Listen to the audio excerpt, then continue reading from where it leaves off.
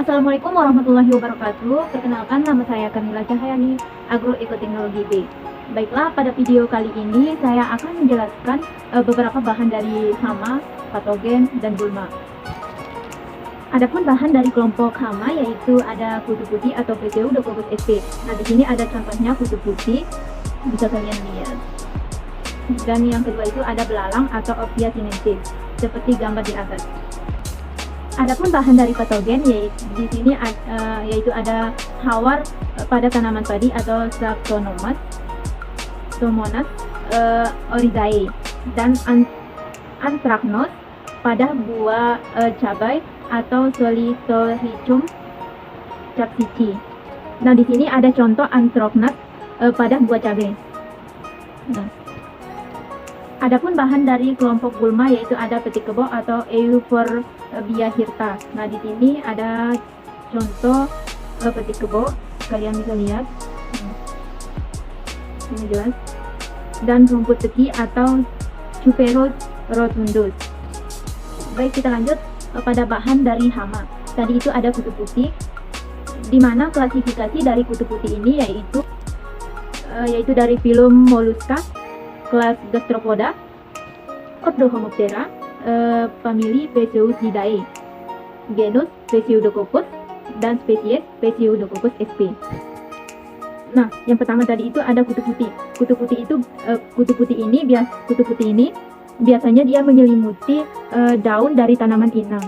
Nah, adapun tanaman inang dari kutu putih ini bisa pada tanaman cabai ataupun pada buah pepaya. Nah, adapun gejala serangan yang disebabkan oleh kutu putih ini yaitu dapat menyebabkan daun pada tanaman cabai menjadi gugur. Nah, adapun cara pengendalian dari kutu putih ini yaitu pengendalian secara mekanik atau fisik. Nah, pengendalian secara mekanik atau fisik ini bisa dilakukan dengan cara memangkas bagian tanaman yang telah teridentifikasi oleh hama tersebut. Selanjutnya, pengendalian secara biologis. Nah, pengendalian secara biologis ini dapat kita lakukan dengan cara memanfaatkan musuh alaminya, di mana musuh alaminya itu bisa semut, burung, dan lain sebagainya. Nah, jika cara pengendalian tersebut tidak bisa berhasil, maka cara yang kita lakukan selanjutnya yaitu pengendalian secara kimiawi, yaitu dengan cara memanfaatkan bahan-bahan kimia atau pestisida. Nah, kita lanjut ke bahan yang kedua dari hama ini, yaitu ada belalang, seperti pada gambar di atas. Nah, klasifikasi dari belalang ini yaitu dari filum Arthropoda, kelas Insecta, ordo Orthoptera, famili Archididae, genus Ophia, dan spesies Ophia sinensis.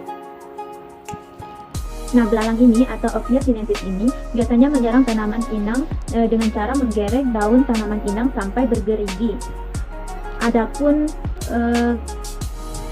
tanaman inang dari hama tersebut yaitu bisa pada tanaman padi, jagung, kedelai, dan lain sebagainya. Gejala serangan dari hama ini dapat membuat daun padi atau jagung menjadi sobek atau bahkan pada daun itu hanya tersisa tulang daunnya saja.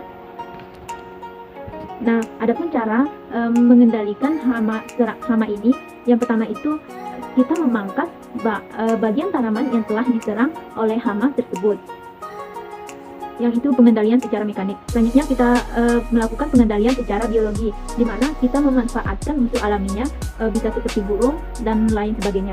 Nah, jika kedua pengendalian tersebut tidak dapat berhasil, maka pengendalian selanjutnya yang dapat kita lakukan yaitu pengendalian secara kimiawi.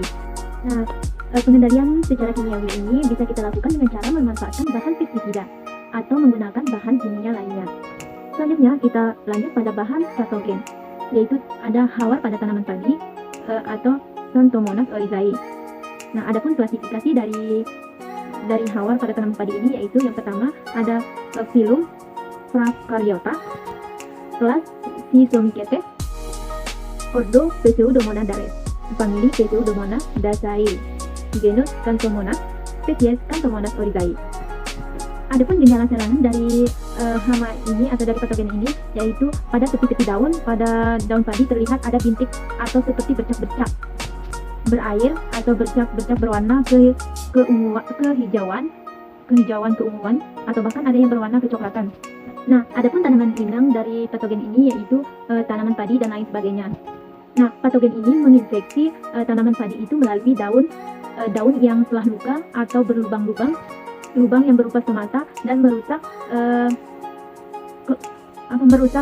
klorofil dari daun. Nah, adapun cara pengendalian dari patogen ini yaitu dengan cara kultur liquid, di mana dengan cara tusuk tanaman yang sejajar. Bisa juga dikendalikan dengan cara penyemprotan pada lahan. Nah, untuk pengendalian secara biologisnya itu yaitu dengan cara memanfaatkan patogen yang lain seperti Bacillus EC. Nah, kita lanjut ke bahan yang kedua yaitu anthracnose pada buah cabai atau Coleotrichum capsicum. Di sini ada contohnya.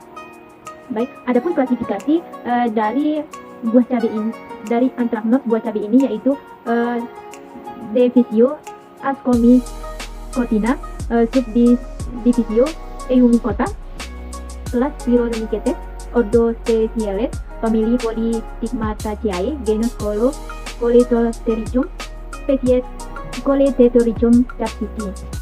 Nah, cara patogen ini menginfeksi tanaman tersebut yaitu diawali dengan adanya bercak-bercak hitam pada buah cabai sehingga kelama-kelamaan buah cabai tersebut akan membusuk. Nah, seperti ini dia itu akan membusuk.